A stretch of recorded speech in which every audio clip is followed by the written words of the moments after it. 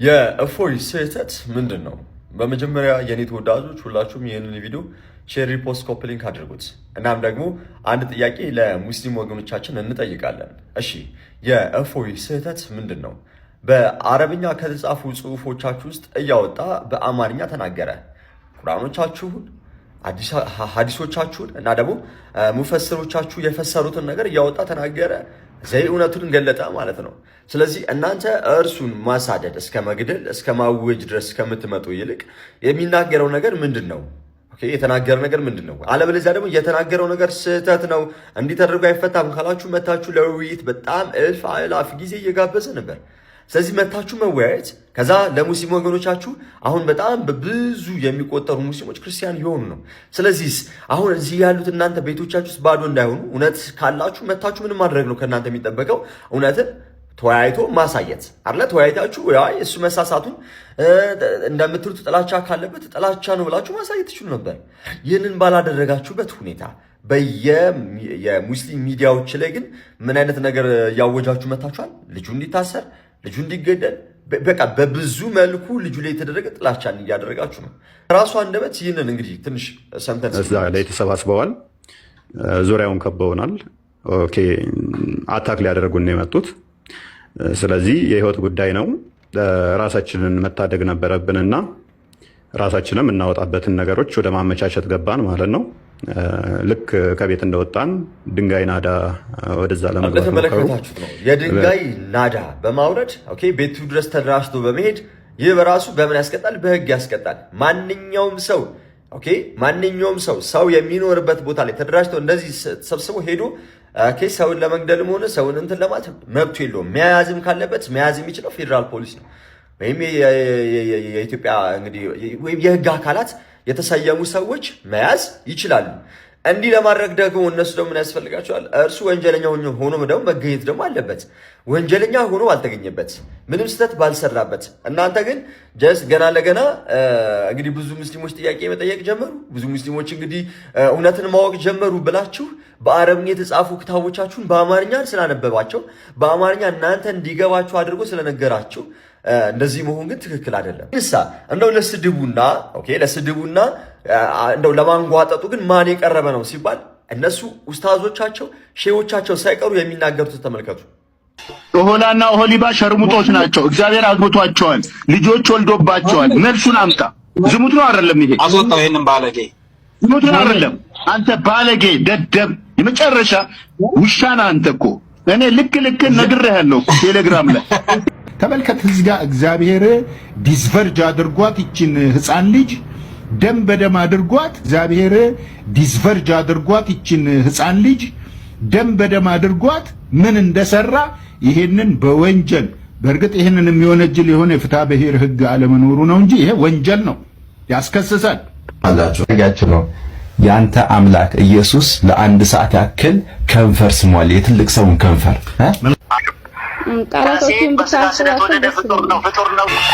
ያንተ አምላክ ጌ ነበረ፣ ወንድ ለወንድ የሚሳሳም ማለት ነው። ገድለም አጽዮን ማማይ አንቺ የሸርሙጣ ልጅ እንደተመለከታችሁት ነው እንግዲህ እኚህ ሼክ ወይም ደግሞ እኚህ ኡስታዝ ምን ይላሉ? ኧረ እንደውም እግዚአብሔር እኮ በፍትሐ ብሔር ህግ እንደውም መቀጣት ነበረበት። እሺ አንደኛው ደግሞ ይነሳና ደግሞ እዚህ ቲክቶክ ላይ የሚሰራ እንግዲህ አንድ ኡስታዝ ነው በቅበተ እምነት ላይ የሚሰራ ምን ይላል ደግሞ? እርሱ ደግሞ እንግዲህ ክርስቶስ ኢየሱስን ሎቱ ስብሐት ምንድን ነበር ይልናል። ሰምታችሁታል እናንተ። ደጋግሞ መናገር አያስፈልግም። እግዚአብሔር አምላክ ይቅር ይበላችሁ። በነገራችን ላይ በፍርድ ወንበር ፊት መልስ የምትሰጡበት ይሆናል። እንግዲህ ዩቲናስ እንደምታውቁት በዚህ በቲክቶክ ላይ በዛም ሁላችንም የምንወዳት ብዙዎች ደግሞ ብዙ ሰውም የሚከተላት እህታችን ነች። ስለዚህ በእርሷ ቤት ማለት ነው እሷ ሞዴሬት እያደረገችው ቤቷን እንግዲህ መወያየት የሚችሉ ኡስታዞች ካሉ ይምጡና ኦኬ። ያለ ማስረጃ ከሆነ እያወራ ያለው ያለ ማስረጃ ከሆነ እየተወያየ ያለው እርሱ በተራ ጥላቻ ከሆነ የውይይት ጥሪ አቅርቧል። ስለዚህም ዩቲናስ ምናልባት ይህንን ቪዲዮ የምታይ ከሆነ ምናልባት ቢደርሳት ሁላችሁም እንግዲህ እሷም እንደምትቀበል እሺም እንደምትል እርግጠኛ ነኝ። ምክንያቱም እሷም እውነትን ማወቅ ትፈልጋለች፣ እውነትን ማወቅ የምትረዳ ይመስለኛል። ስለዚህ በእሷ ቤት ኡስታዞች ይመረጡና ያለው ኡስታዝ ጋር እፎይ ባቀረበው እንግዲህ ነገር ውይይት የሚደረግ ይመስለኛል። አለበለዚያ ግን ዝም ብሎ ተራ ጥላቻ ማሳደድ ምናምን ግን ትክክል አለ። ላይ በዚህ ርቀት ድረስ ሄዳችሁት እውነትን ስለገለጠና በአረብኛ የተጻፉትን ምን ስላደረገ በአማርኛ ስለተናገረ ነው። ስለዚህ ይህ ልክ ሊሆን የሚችልበት ነገር የለም። ሁላችሁም ክርስቲያኖች ሼር፣ ሪፖስት፣ ኮፕሊንክ አድርጉ። ሁላችንም እፎይ ነን። ሁላችንም ክርስቲያኖች እፎይ ነን። እፎይ በአንገቱ ላይ ያደረገው መስቀል እኔም አንገት ላይ አለ። እፎይ የሚመሰክርለት ክርስቶስ የኔም አባት ነው። እፎይ ላይ ለሚመጣው ነገር ሁሉ እኔም ወንድሙ አብሬው ከጎነዋለሁ።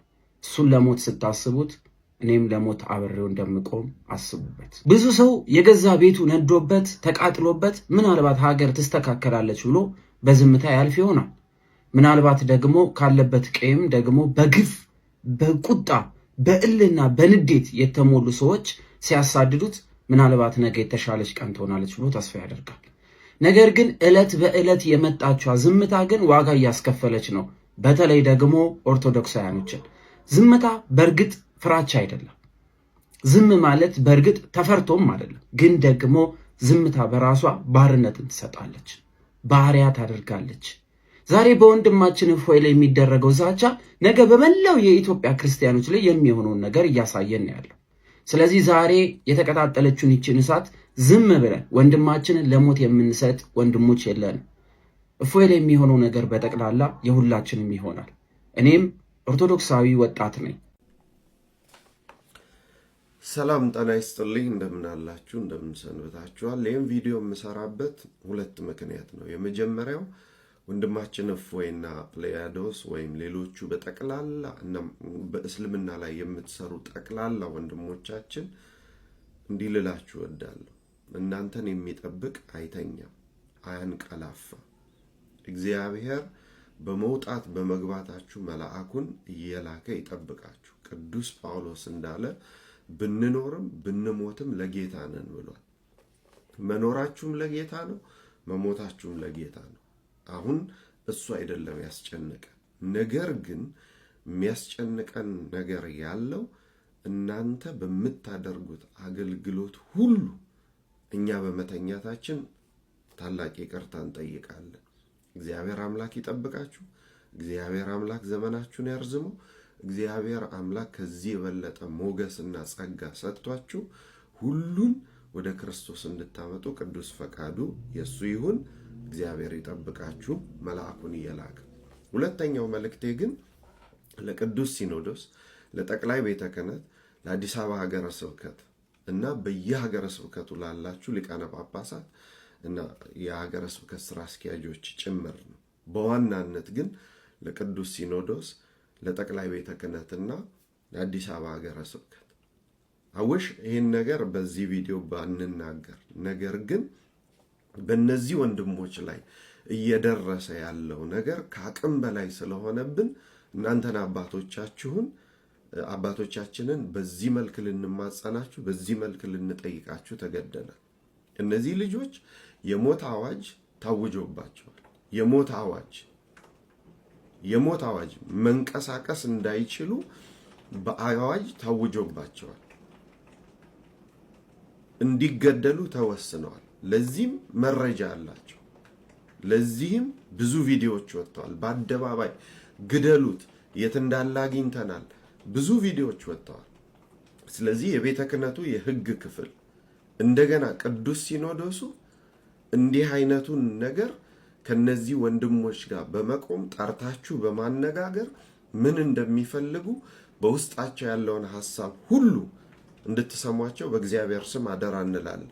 ኢኦቲሲ ቲቪ ደግሞ ሌላውን ነገር ሁሉ እንደምትዘግቡ ይህንንም መረጃ ሲደርሳችሁ ይሄን መልእክት እንዳገኛችሁ ወይም ሌሎች ወንድሞቻችን የሚሰሩትን እንደሰማችሁ ይህንን ዘገባ በማስረጃ እንድታቀርቡልን ለአገሩ ሁሉ እንድታደርሱልን በእግዚአብሔር ስም እንጠይቃለን።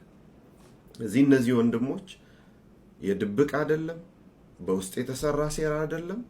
በድብቅ መግደልም ይፈልጋሉ፣ በአደባባይም መግደል ይፈልጋሉ።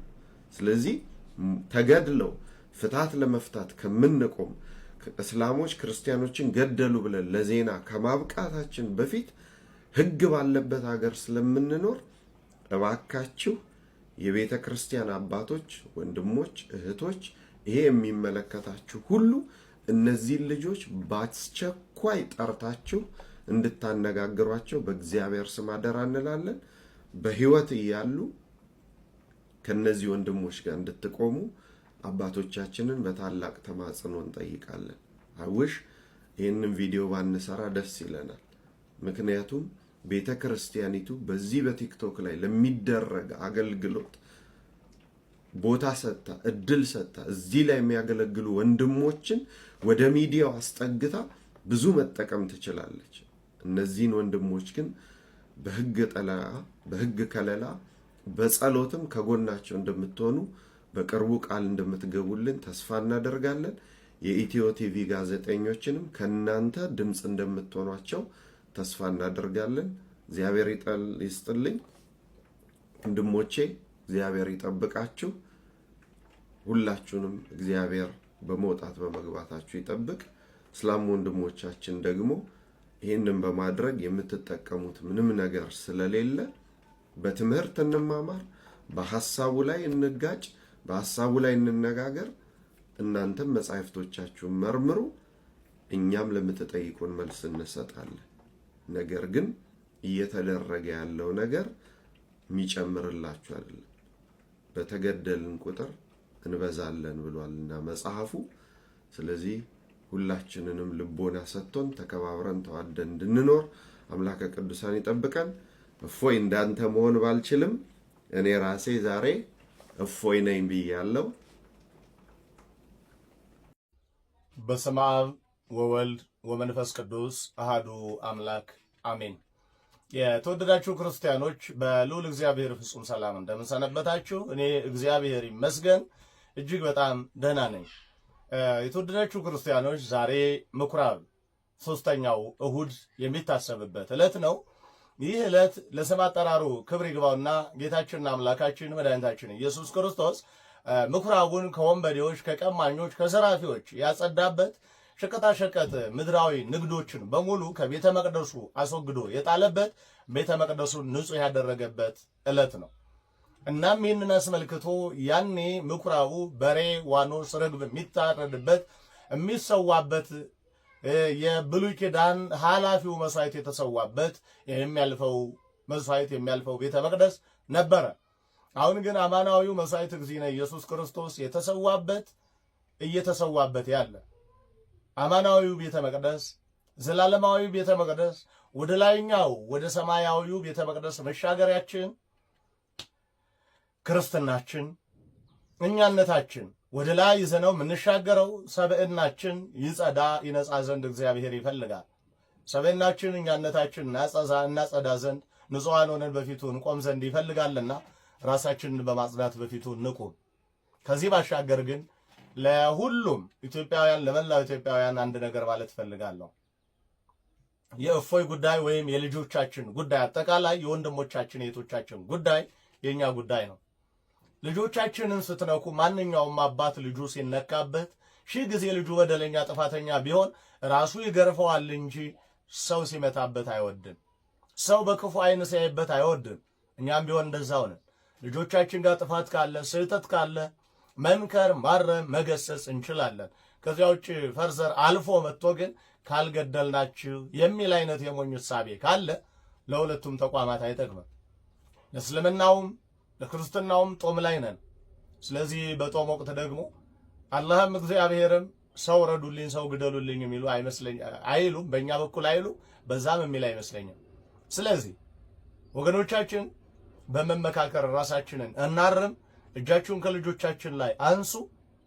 እኛም ኦርቶዶክሳውያን ወንድም እህቶች መገፋፋት፣ መናናቁ፣ መናቆሩ በብሔር በድህነት በተለያየ ነገር ምን ማቀቀው ይበቃናል። አሁን ድህነትን እንዋጋ፣ ረሃብተኝነትን እንዋጋ፣ ጨለምተኝነትን እንዋጋ። ወደ ልማት ከፍ እንበል፣ ወደ ማስተዋል እንደግ፣ በማስተዋል እንራመድ፣ አንድ እንሁን፣ አብረን ወንጌልን እንስበክ፣ ከወንድሞቻችንና ከእህቶቻችን ጎን እንሁን። ድጋፋችን ግን እንደ ባለ አእምሮ መደጋገፍ እንጂ አእምሮ እንደሌላቸው ሆ ብሎ በመውጣት አይሁን። ሁላችንም አንድ እንሁን። እግዚአብሔር አንድ የምንሆንበትን መንገድ ሁሉ ያመቻችልን ዘንድ ይመራን፣ ያስተምረን፣ ይመክረን፣ ይገስጸን ዘንድ በጎ ፈቃዱ ይሁንልን። ይቆየን። አመሰግናለሁ። ሀገራችን ኢትዮጵያን እግዚአብሔር ይጠብቅልን።